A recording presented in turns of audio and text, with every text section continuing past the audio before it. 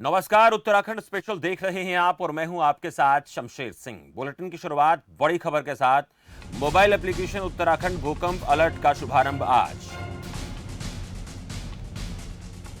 मुख्यमंत्री पुष्कर धामी सुबह 11 बजे इसका शुभारंभ करेंगे। आपदा प्रबंधन प्राधिकरण आपदा प्रबंधन विभाग की ओर से यह तैयार किया गया है।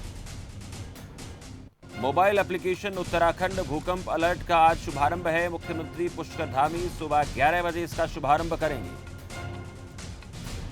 आपदा प्रबंधन प्राधिकरण विभाग की ओर से इसको तैयार किया गया है।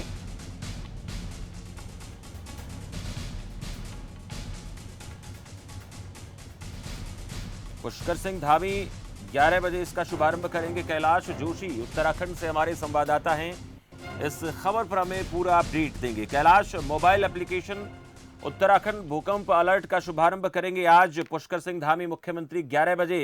कितना बेहतर ये प्रयास है सरकार का और इससे कितना फायदा लोगों को होगा? कैलाश, आवाज सुन पा रहे हैं? बिल्कुल शमशेर, आपको बता दूं कि मुख्यमंत्री पुष्कर धामी आज 11 बजे उत्तराखंड राज्य आपदा प्रबंधन प्राधिकरण और आपदा प्रबंधन विभाग एवं भारतीय प्रौद्योगिकी संस्थान रुड़की द्वारा जो मोबाइल एप्लीकेशन उत्तराखंड में भूकंप को देखते हुए तैयार किया गया है, उत्तराखंड भूकंप अलर्ट के नाम से जो एप्लीकेशन बनाई गई है, उसका शुभारंभ करने जा रहे हैं। क्योंकि भूकंप के मायने में उत्तराखंड संवेदनशील में माना जाता है जी, इसलिए ये जो प्रयास है ये सराहनीय प्रयास है उत्तराखंड के लिए। कितना इसको एप्लीकेशन को कारगर माना जा रहा है? कैलाश जोशी, इस एप्लीकेशन को लेकर हम बात करना चाहें तो इसकी तरफ से जो लोगों को अलर्ट जारी होगा उसके लिए कुछ समय, कुछ जानकारी है इसको लेकर? क्या कुछ किस तरीके से काम करेगी एप्लीकेशन? देखिए शमशेर, आपको बता दूं कि इस एप्लीकेशन को तैयार किया गया है जिसका आज शुभ मुहूर्त जो है मुख्यमंत्री उत्तराखंड करेंगे। उसके बाद इसको ट्रायल पे लिया जाएगा। उसके बाद इसकी जो बेहतर जानकारियां होंगी वो आम जनता तक पहुंच पाएंगी। जी, चलिए, बहुत शुक्रिया कैलाश जोशी इस जानकारी के लिए।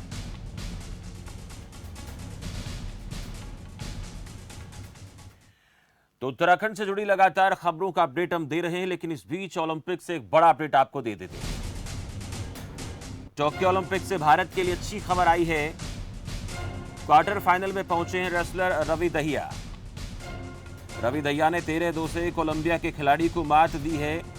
57 किलोग्राम वर्ग के क्वार्टर फाइनल में पहुंचे हैं रवि दहिया। कोलंबिया के खिलाड़ी को रवि दहिया ने शिकस्त दी है। ये अच्छी शुरुआत है। आज के दिन की बात करें, क्वार्टर फाइनल में पहुंचे हैं रेसलर रवि दहिया। आज शुरुआत बेहतर रही है। जेवलिन थ्रो की बात करें तो नीरज चोपड़ा की तरफ से भी आज अपने ग्रुप में टॉप करते हुए वो फाइनल राउंड में पहुंचे। और उधर कुश्ती की बात करें तो कुश्ती में रवि दहिया ने भी बेहतर परफॉर्म किया है। कोलंबिया के खिलाड़ी को 13-2 से शिकस्त दी है। 57 किलोग्राम भार वर्ग के क्वार्टर फाइनल में पहुंचे हैं।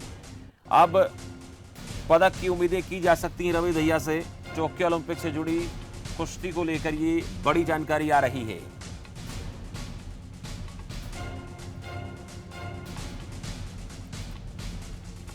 बड़े अंतर से हराया है रवि दहिया ने अपने ओपोनेंट को। कोलंबिया के खिलाड़ी को रवि दहिया ने शिकस्त दी है 13-2 से।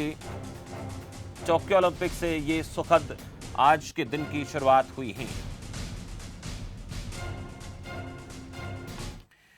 चलिए फिर से रुक करते हैं उत्तराखंड की खबरों का। बात करेंगे देहरादून से, जहां बड़ी खबर आ रही है। सीएम ने चरण सिंह नायक के निधन पर शोक जताया है। मुख्यमंत्री ने पटेल नगर पहुंचकर उनके परिजनों से मुलाकात की है। धामी ने दिवंगत आत्मा की शांति की भी कामना की है। सीएम ने चरण सिंह नायक के निधन पर शोक जताया है। देहरादून से ये बड़ी जानकारी। मुख्यमंत्री ने पटेल नगर पहुंचकर उनके परिजनों से मुलाकात की और दिवंगत आत्मा की शांति की उन्होंने कामना की है।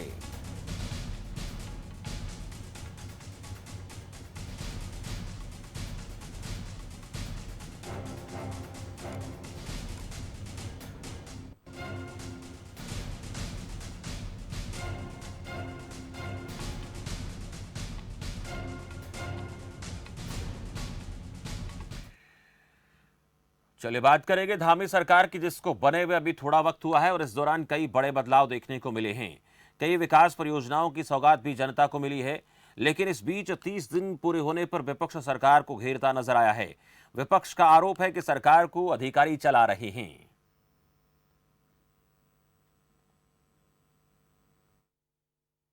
कार्यकाल रहा 1 महीने का, युवाओं में बड़ा उत्साह है, जनता में एक बहुत गहराई तक विश्वास पैदा हुआ है और एक युवा मुख्यमंत्री के तौर पर 1 महीने में जिस प्रकार राज्य में विकास की अनेक योजनाएं लागू की गई हैं, तो निश्चित रूप से 1 महीने का कार्यकाल एक स्वर्णिम और शानदार कार्यकाल रहा है। लोकतंत्र में चुनाव इसलिए होते हैं कि लोगों का चुना हुआ नेता सरकार चलाए, लेकिन आज ठीक उल्टे हो रहा है।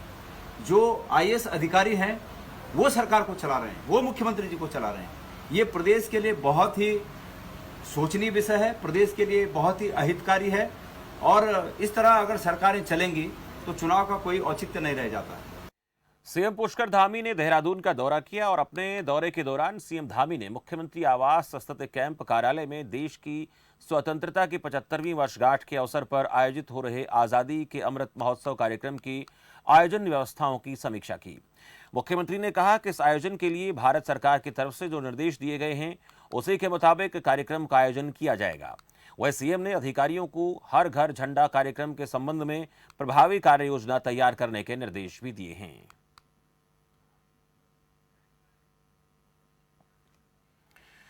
वही कांग्रेस का 3 दिवसीय विचार मंथन शिविर शुरू हो गया है। पहले दिन चुनाव प्रबंधन और अभियान समेत आधा दर्जन समिति की बैठक ली गई, जिसमें साल 2022 में होने वाले आम चुनाव में कामकाज और रणनीति को समझाया गया। वह इसी दौरान प्रदेश प्रभारी देवेंद्र यादव ने समितियों के आवश्यक यानी जरूरी फीडबैक लेकर उन्हें पार्टी की मजबूती से चुनाव जीत का मंत्र भी दिया गया।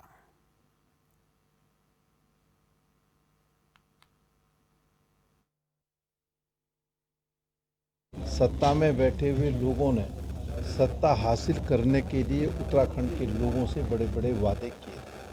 पहला वादा था कि डबल इंजन की सरकार बनाएंगे। बड़ा दुर्भाग्य उत्तराखंड का, 4.5 साल हो गए हैं, अभी तक डबल इंजन स्टार्ट नहीं हुआ है। आज किसान सड़कों पर संघर्ष कर रहा है, नौजवान साथी सड़कों पर संघर्ष कर रहा है, महंगाई अपने चरम पर है, अर्थव्यवस्था पूरी तरीके से ध्वस्त है, विकास के कार्य अवरुद्ध हैं। हमारे तीर्थ पुरोहित जो है सड़क पर संघर्ष करने के लिए मजबूर है। भू कानून को लेकर के लोग जो है आंदोलनरत हैं। कोरोना की महामारी से लड़ने में सरकार पूरी तरीके से विफल साबित हुई है। बड़ी लंबी चौड़ी फेहरिस्त है। इन तमाम विषयों को लेकर के हम आम जन के बीच में जाएंगे और मैं कह सकता हूं कि उत्तराखंड के लोगों ने मन बना लिया है कि 2022 में उत्तराखंड राज्य के अंदर परिवर्तन करना है।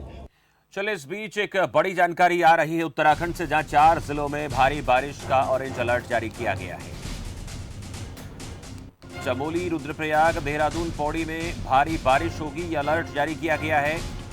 गंगा किनारे बसे गांव में प्रशासन का अलर्ट, कहा है कि गंगा किनारे न जाएं, इसकी चेतावनी जारी की गई है।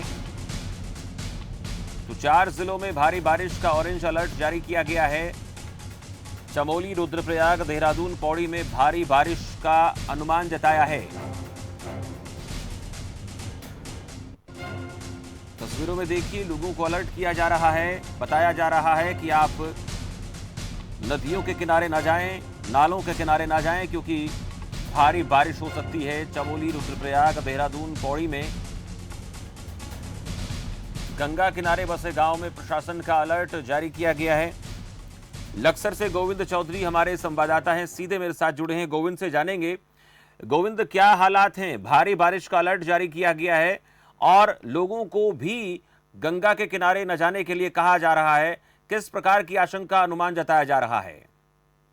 बिल्कुल शमशेर, बताना चाहूंगा जिस तरह से लगातार पहाड़ों में वर्षा जारी है, लगातार जो है बारिश का कहर जारी है, उसके लेकर जो है पलानी जो मैदानी क्षेत्र उसका असर जो सीधा देखा जा सकता है। लगातार जो है जितनी गंगा है, जितने नीलधारा गंगा है या सोलानी नदी लक्सर से लगती है, वो काफी उफान पर चल रही है। गंगा का जलस्तर दिन प्रतिदिन बढ़ता नजर आ रहा।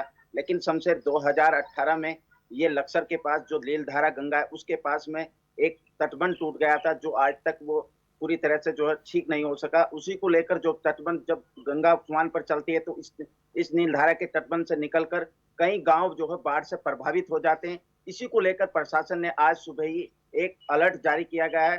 जो अति संवेदनशील जो गांव है गंगा किनारे लगे हुए उनको लेकर प्रशासन की सख्त चेतावनी है कि गंगा के पास ना जाए, जल स्तर के पास ना जाए, ताकि कोई अनहोनी ना हो सके। जी शमशेर, फिलहाल क्या स्थिति है वहां पर गोविंद? देखिए शमशेर, बताना चाहूंगा जिस तरह से जल स्तर बढ़ रहा है वो खतरे के करीब 1 मीटर निशान से नीचे बह रही है। लेकिन जिस तरह से 4 जिलों में लगातार अलर्ट जारी किया गया है मौसम विभाग के अनुसार, अगर कहीं मौसम विभाग की भविष्यवाणी सही साबित होती है तो लगभग लखर और खानपुर विधान से तकरीबन 20 गांव पर यह खतरा बाढ़ का मंडरा सकता है। जी शमशेर। चलिए, बहुत शुक्रिया इस जानकारी के लिए गोविंद। अपडेट देने के लिए जरूर इस बात को लेकर अलर्ट है क्योंकि भारी बारिश के अलर्ट के चलते गंगा नदी का जलस्तर लगातार बढ़ रहा है और लोगों को कहा गया है कि वो गंगा के किनारे ना जाएं, नदी नालों के किनारे ना जाएं क्योंकि भारी बारिश के चलते कई गांव में बाढ़ जैसे हालात बन सकते हैं। एक और बड़ी खबर बारिश को लेकर उत्तरकाशी से आ रही है, जहां कई क्षेत्रों में बारिश ने हाहाकार मचाया है। उत्तरकाशी में कई क्षेत्रों में बारिश से हाहाकार मचा है। भारी बारिश से मोरी बाजार में मलबा आ गया है। मौके पर जेसीबी से इस मलबे को हटाया जा रहा है। हालांकि ये जरूर है कि किसी तरह की जनहानि नहीं हुई है, ये अच्छी बात है, लेकिन भारी बारिश के चलते मलबा मोरी बाजार में आ गया है। जेसीबी के माध्यम से उस मलबे को हटाया जा रहा है। ये तस्वीर आप देखिए किस तरह से बारिश के चलते मलबा मार्केट तक पहुंचा है। उत्तरकाशी के कई क्षेत्रों में बारिश अपना तांडव दिखा रही है।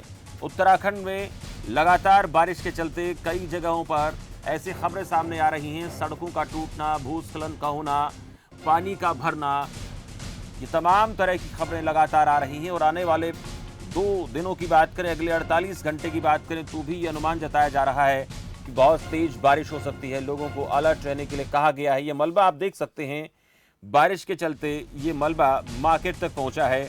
तो कितनी ज़्यादा परेशानी लोगों को उठानी पड़ रही है। मशीन के माध्यम से, जेसीबी के माध्यम से इस मलबे को हटाने की कोशिश की जा रही है। राहत की बात यह है कि किसी प्रकार की जनहानि नहीं हुई है, लेकिन इससे पहले जो खबरें आ रही थी उसमें इस प्रकार की भी खबरें सुनने को, देखने को मिली थी कि मलबे के नीचे या पानी के बहाव के चलते बादल फटने की वजह से लोगों को अपनी जान भी गंवानी पड़ी।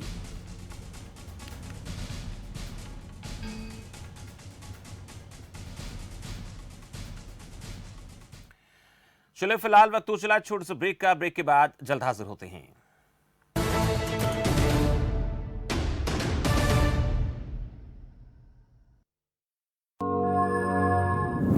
ਪੰਜਾਬ ਸਰਕਾਰ ਵੱਲੋਂ ਨਵੇਂ ਡਿਜੀਟਲ ਯੁੱਗ ਵਿੱਚ ਕੰਮਕਾਜ ਨੂੰ ਵਧੇਰੇ ਪਾਰਦਰਸ਼ੀ ਅਤੇ ਕਾਰਗਰ ਬਣਾਉਣ ਲਈ 516 ਸੇਵਾ ਕੇਂਦਰ ਖੋਲੇ ਗਏ। ਰੋਜ਼ਾਨਾ 60,000 ਲੋਕ 332 ਪ੍ਰਕਾਰ ਦੀਆਂ ਸੇਵਾਵਾਂ ਹਾਸਲ ਕਰਨ ਲਈ ਇਹਨਾਂ ਕੇਂਦਰਾਂ ਵਿੱਚ ਆਉਂਦੇ ਹਨ। ਇੱਥੇ ਜਨਤਕ ਸ਼ਿਕਾਇਤਾਂ ਦਾ ਹੱਲ ਵੈਬ, ਮੋਬਾਈਲ ਅਤੇ ਟੋਲ ਫ੍ਰੀ ਨੰਬਰ 1100 ਤੇ ਕਾਲ ਕਰਕੇ ਕੀਤਾ ਜਾਂਦਾ ਹੈ। ਇਹਨਾਂ ਕੇਂਦਰਾਂ ਦੀ ਸਫਲਤਾ ਨੂੰ ਦੇਖਦੇ ਹੋਏ ਅਗਲੇ 6 ਮਹੀਨਿਆਂ ਵਿੱਚ 192 ਹੋਰ ਸੇਵਾਵਾਂ ਚਾਲੂ ਕੀਤੀਆਂ ਜਾਣਗੀਆਂ।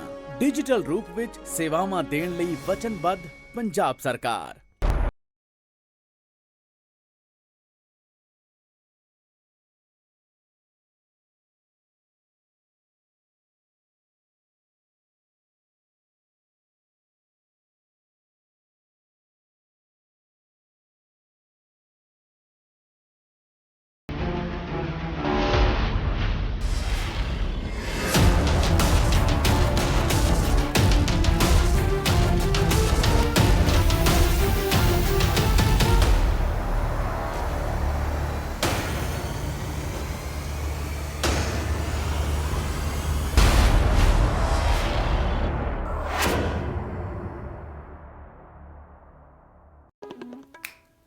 आप रोगों से परेशान हो या अंग्रेजी दवाओं से, विभिन्न प्रकार के टेस्टों से परेशान हैं या डॉक्टरों से, किसी भी प्रकार के रोगों के समाधान के लिए एक बार आइए नाड़ी वैद्य कायाकल्प और पाइए अपने सभी रोगों का आयुर्वेद में सही इलाज।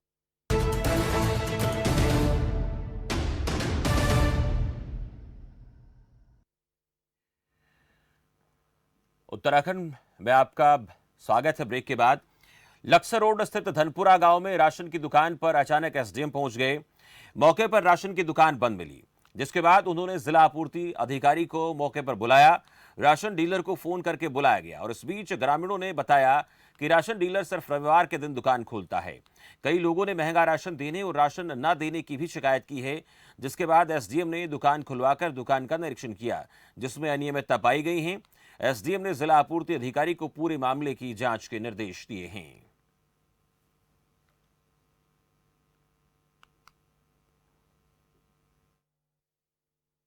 देखिए, यहाँ से काफ़ी कंप्लेंट्स आई थी उप जिलाधिकारी के नाम से, तो मुझे पर्सनली एक बार विजिट करा, देखा गया। इस साइड पे पाए गए लोगों के इंडिविजुअल कंप्लेंट्स भी काफ़ी ज़्यादा हैं, कई अनियमितता पाई गई हैं।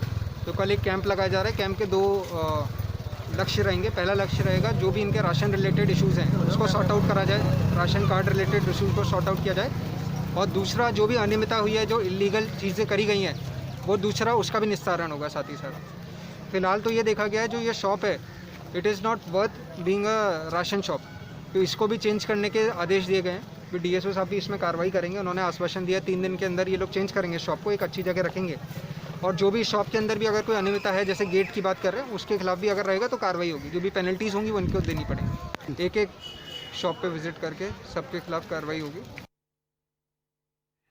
वह लक्सर एसडीएम शैलेंद्र सिंह ने आड़त गोदाम का निरीक्षण किया। यह निरीक्षण उन्होंने लंबे समय से मिल रही मिलावटखोरी की शिकायतों के बाद किया। इस दौरान उन्होंने चावल, आटा, पशु चारे के सैंपल लेकर लैब के लिए भेज दिए हैं। वह इस कार्रवाई के बाद कई व्यापारियों में खलबली मची है, तो कई लोग अपने गोदाम बंद करके चलते बने हैं। लंबे वक्त से शिकायतें मिल रही थी मिलावट की। लक्सर से यह खबर आपको पहुंचा रहे हैं। चावल, आटा और चारे के भी सैंपल लिए गए हैं। मिलावटखोरी पर एसडीएम ने सख्ती दिखाते हुए जांच शुरू की है। और उसके साथ साथ ये भी खबर आ रही है कि जो गोदाम संचालक हैं, आड़ती हैं, वो अपने गोदाम को बंद करके फरार भी हो गए हैं। लंबे समय से शिकायतें मिल रही थी, किस प्रकार की अनियमितताएं थी वो महत्वपूर्ण है। गोविंद चौधरी लक्सर से हमारे संवाददाता हैं, इस खबर पर हमें पूरी जानकारी देंगे। गोविंद, एसडीएम ने निरीक्षण किया है, मिलावटखोरी की शिकायतें मिल रही थी, किस प्रकार की शिकायतें मिल रही थी और कहां पर अनियमितता पाई गई हैं? और कुछ लोगों को तो ये भी कहा जा रहा है कि गोदाम बंद करके रफू चक्कर हो गए हैं। बिल्कुल शमशेर, बताना चाहूंगा जिस तरह से आज एसडीएम शैलेंद्र सिंह ने का आज सुबह ही जो है निरीक्षण हुआ है। लगातार जो है जो मिलावटखोरी की एक शिकायत मिल रही थी, तो उन्होंने जो है लंबे समय के जो शिकायत मिल रही थी उसी के अनुसार आज जो छापेमारी की। कई आड़त पर जो है, कई गोदामों पर छापेमारी हुई है। उसको देखकर जो निरीक्षण के दौरान जो है चावल, आटा या पशु चारे जो मानक है वो खरे नहीं उतर पाए। खाद्य सुरक्षा अधिकारी और पशु चिकित्सा अधिकारी को मौके पर बुलाया गया है और उनके माध्यम से सैंपल भरवाकर जांच के लिए भेजा गया है। जी, कितने समय से शिकायतें मिल रही थी ये सारी गोविंद, ये जिस तरह से अब छापामार कार्रवाई की जा रही है? देखिए शमशेर, लगातार ग्रामीणों द्वारा भी शिकायत थी कि कहीं ना कहीं जो है मिलावटखोरी का जो है लक्सर में जो गोरख धंधा अपनी चरम सीमा पर है। उसी को लेकर एसडीएम साहब ने एक संज्ञान लिया और संज्ञान के दौरान आज जो है निरीक्षण किया गया। निरीक्षण में कई तरह की अनियमितताएं भी सामने आई, लेकिन जिस तरह से आज लक्सर में कार्रवाई हुई उसे देखकर कई आड़ती और कई गोदाम मालिक जो छापेमारी दौरान जो उनमें खलबली मची रही और इसी खलबली के दौरान कई आड़त वाले और यह कह सकते हैं कि गोदाम वाले अपने अपने दुकानों को छोड़कर रफू चक्कर निकले। चले, बहुत शुक्रिया गोविंद चौधरी इस जानकारी के लिए। तो ये बहुत अहम है कि जो राशन है, पशुओं का चारा है, चावल, आटा है, इन तमाम चीज़ों में मिलावट होगी तो लोग शिकायत करेंगे और शिकायत के बाद कार्रवाई तो बनती है। अब कार्रवाई की गई, देखना होगा उसमें किस तरह का रिपोर्ट जो है वो निकलकर सामने आ पाती है। इस बीच ओलंपिक से एक बड़ी बेहतर खबर आ रही है, उसका रुख कर लेते हैं। रेसलिंग में दीपक पुनिया ने भी पदक की उम्मीदें जगाई हैं। क्वार्टर फाइनल में पहुंचे हैं दीपक पुनिया। तो दीपक ने नाइजीरिया के खिलाड़ी को हराया है, तो एक के बाद एक अच्छी खबरें कुश्ती से आ रही हैं। दीपक पुनिया ने भी पदक की उम्मीदें जगा दी हैं भारत के लिए। क्वार्टर फाइनल मुकाबले में दीपक पुनिया पहुंचे हैं। दीपक ने नाइजीरिया के खिलाड़ी को शिकस्त दी है। रेसलिंग में दीपक पुनिया ने भी पदक की उम्मीदों को जिंदा किया है। क्वार्टर फाइनल में पहुंचे हैं दीपक पुनिया। दीपक ने नाइजीरिया के खिलाड़ी को हराया है।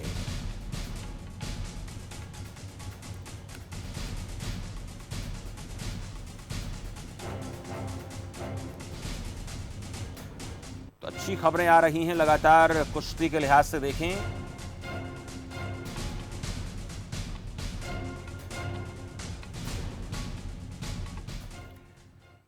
चलिए बात करते हैं लगातार उत्तराखंड के। वहीं चकराता में आशा वर्कर्स ने अपनी मांगों को लेकर स्वास्थ्य केंद्र त्यूनी में प्रदर्शन किया है। उन्होंने कहा कि लंबे समय से उनकी मांगों पर कोई ध्यान नहीं दिया जा रहा था और अगर आगे भी इसी तरह से हमारी समस्याओं का कोई समाधान नहीं किया गया तो हम आंदोलन की ओर रुख करेंगे। आशा वर्कर्स ने प्रदेश सरकार के खिलाफ जमकर नारेबाजी की है। सीएम को भेजे ज्ञापन में जल्द समस्याओं के समाधान पर जोर देने की बात कही गई है।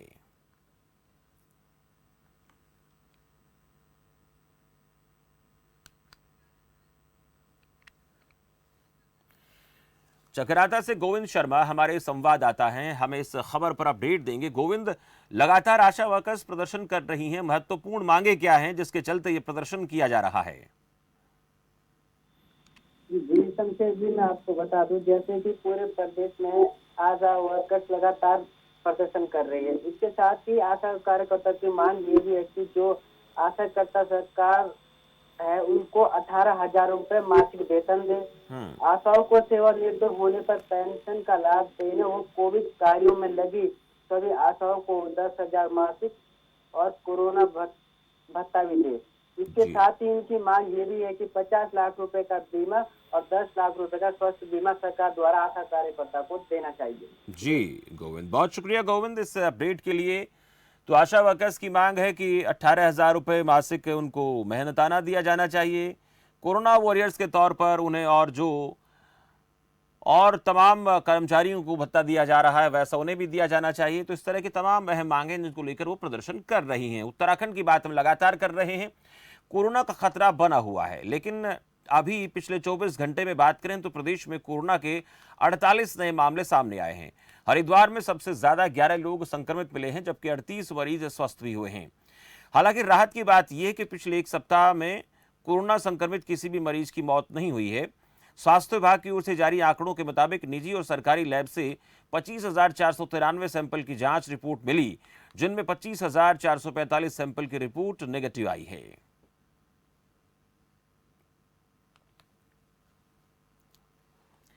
वह ऋषिकेश के शथाना मुनकिरेती अंत के अंतर्गत ढालावाल चौकी के पास साइबर सेल का उद्घाटन डीआईजी नीरू गर्ग ने किया।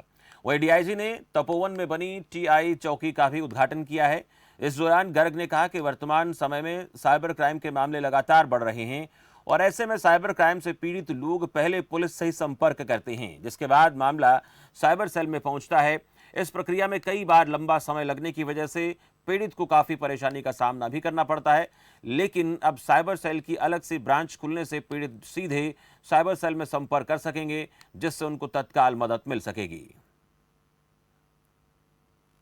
देखिए, साइबर सेल यहाँ पर पहले से थी, लेकिन भवन थोड़ा बहुत अच्छी हालत में नहीं था। उसको थोड़ा बेहतर बनाया गया है ताकि जो हमारे कर्मी रहते हैं उनका हम ध्यान रखते हैं कि वो अच्छी स्थिति में रहें, इसलिए इसको बेहतर बनाया गया है, इसीलिए इसका उद्घाटन। अब क्या देखिए, साइबर सेल यहाँ पर पहले से ही है और एफिशिएंटली काम कर रही है और इसको ज़्यादा से ज़्यादा पब्लिसाइज किया जाएगा ताकि कोई भी साइबर ठगी का मामला आता है तो लोग यहाँ पर अप्रोच करें। ऋषिकेश के रहने वाली राशि अरोड़ा ने सीबीएसई बोर्ड की हाई स्कूल परीक्षा में टॉप किया है। हाई स्कूल परीक्षा टॉप करने वाली राशि अरोड़ा के 99.6% अंक आए हैं। टॉपर राशि के परिवार में खुशी का माहौल है।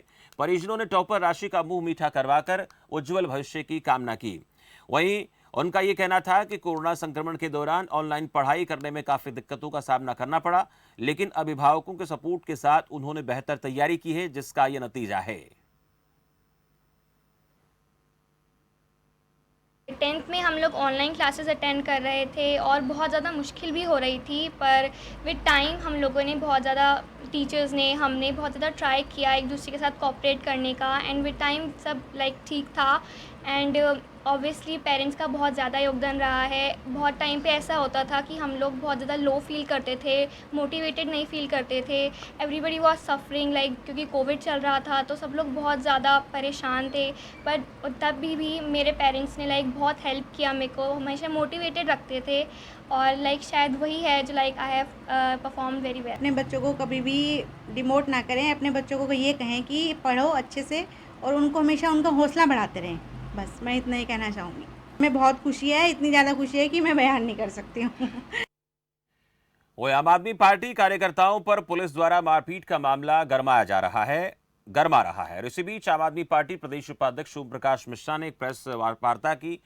उन्होंने कहा कि केजरीवाल का पहला वादा 300 यूनिट फ्री बिजली अभियान चलाते समय जो आप महिला नेत्रियों के साथ अभद्रता और धक्का मुक्की की गई थी, उसी के विरोध में प्रदर्शन किया गया है, लेकिन पुलिस ने उस प्रदर्शन को रोकने के लिए बल प्रयोग किया जो लोकतंत्र की हत्या करने के बराबर है।